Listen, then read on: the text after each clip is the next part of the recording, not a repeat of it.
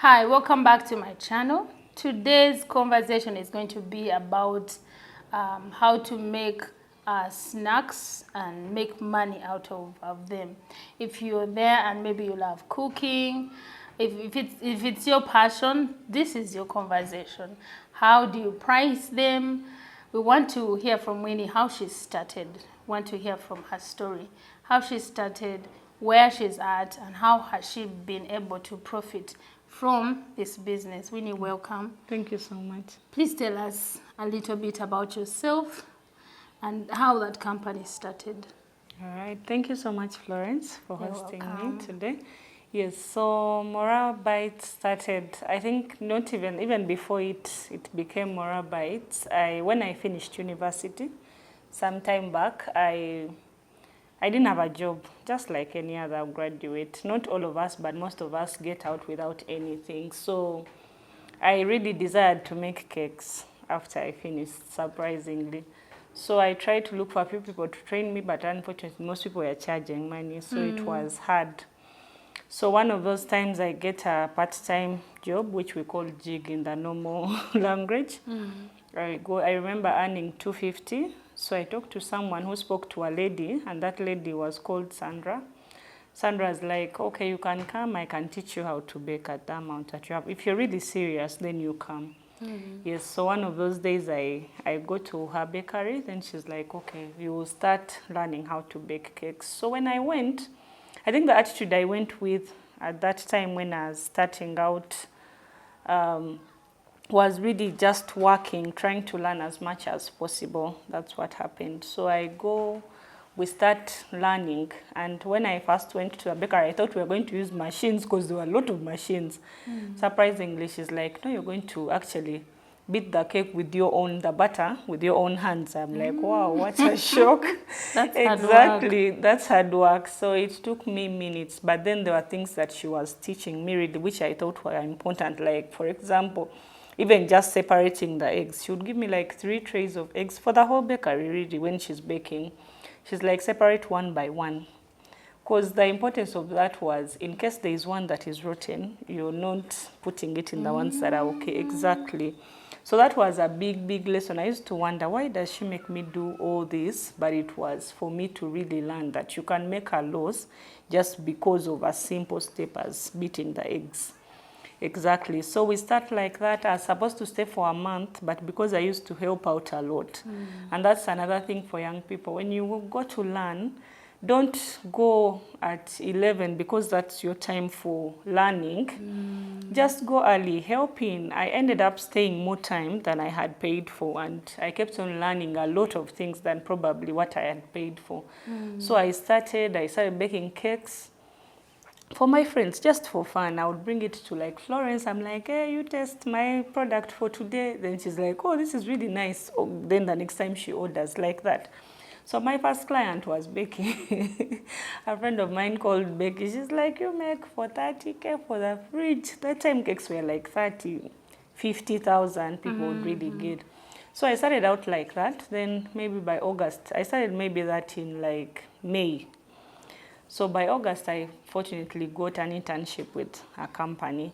So by the time I'm getting the internship, I already had the skill, which no one could take away from me. So I start baking cakes for different people, birthdays, what. I got my first introduction cake still from Becky.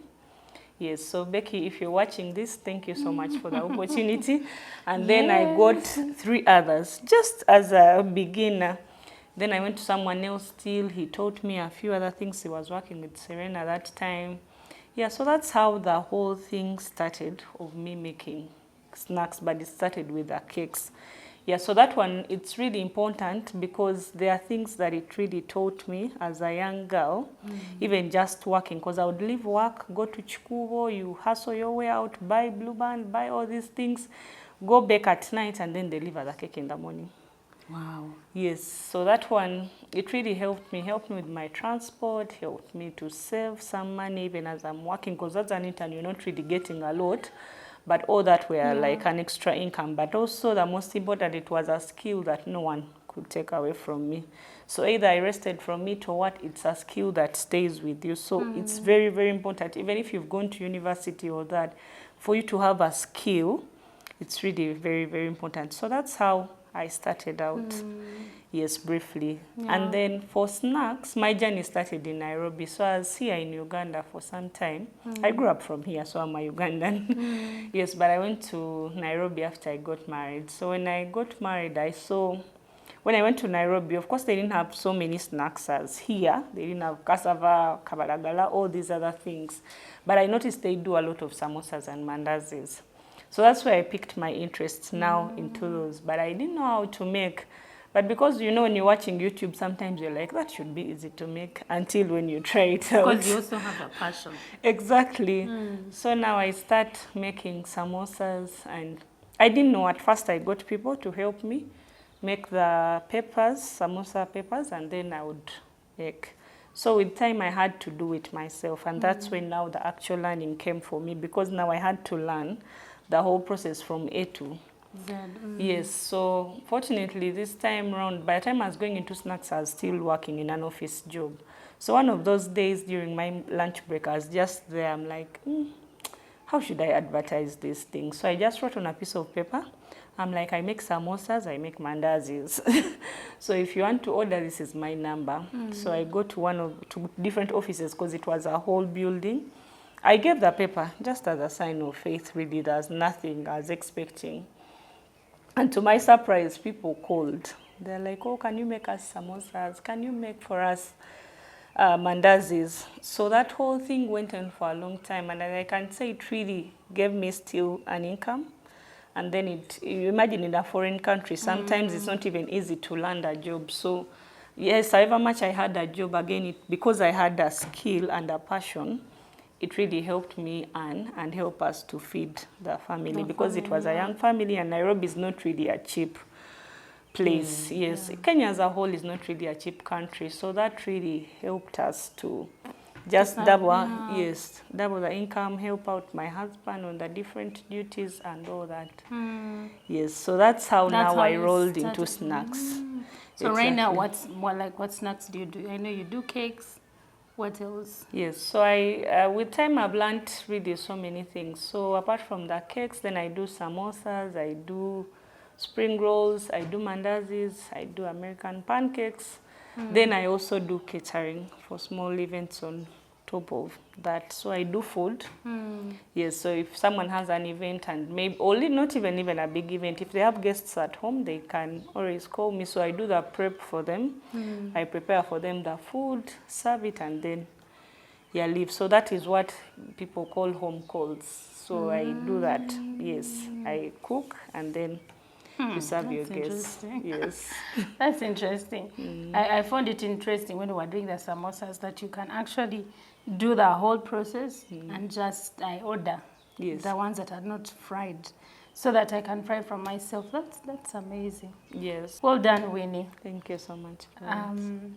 Could you just tell us, how have you earned from this? Because, or like if you could give us at least some figures, because sometimes people look at those side jobs as, it's a lot of energy. It's not even going to give me the money that I need. So if you could give us roughly,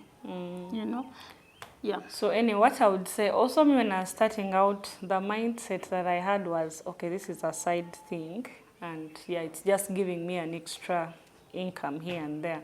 So I didn't really mind it. So I priced, even my pricing was not like I've calculated everything to a dot. Until when I had a conversation with someone, then she told me, if you're doing snacks and you're not calculating your costs, probably you're working for free, but you don't know. It's just that you're getting some money.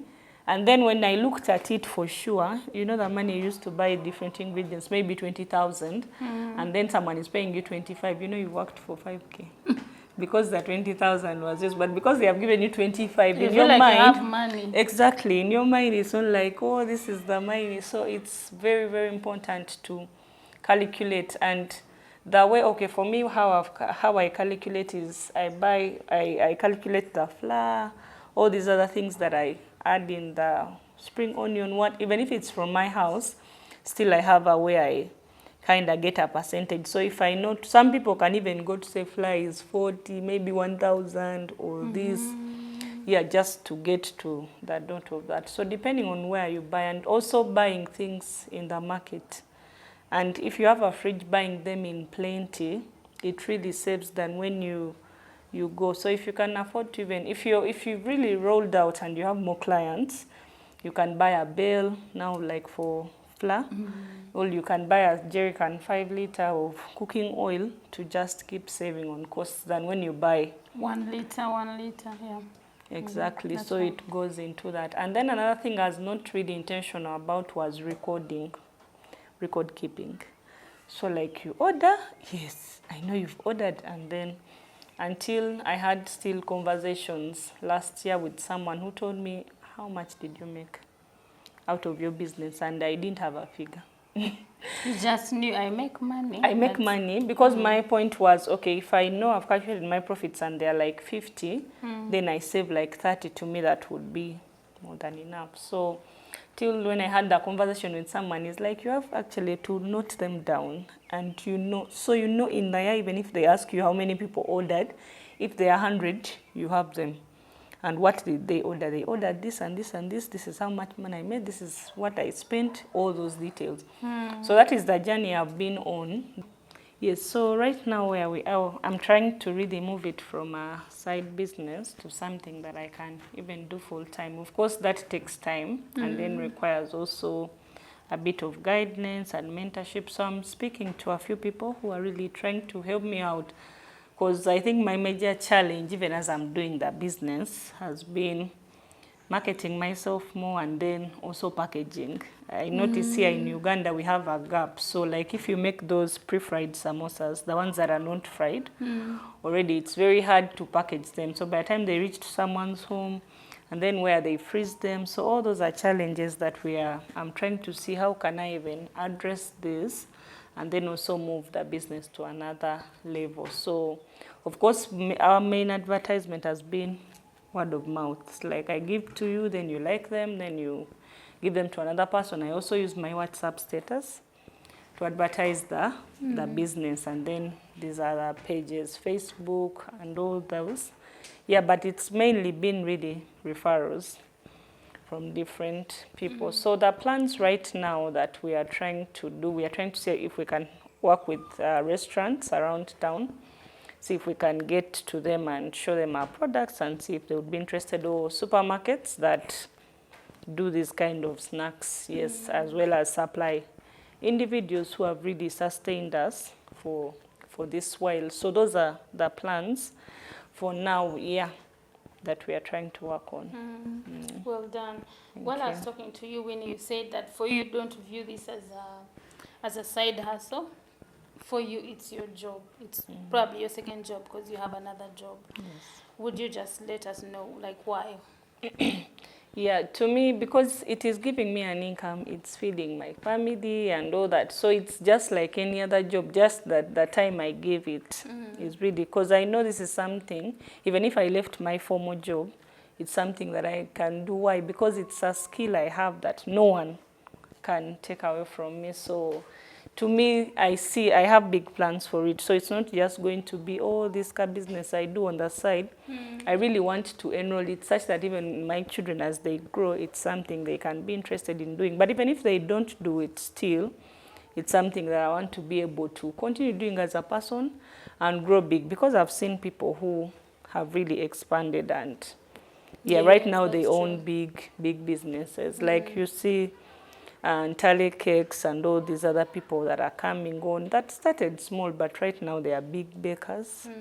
Yes, and so many other, Eunice's Kitchen, they are all people who started doing snacks. Right now they own restaurants. So those are people that I look up to, and I want my story to go on like that. Yes.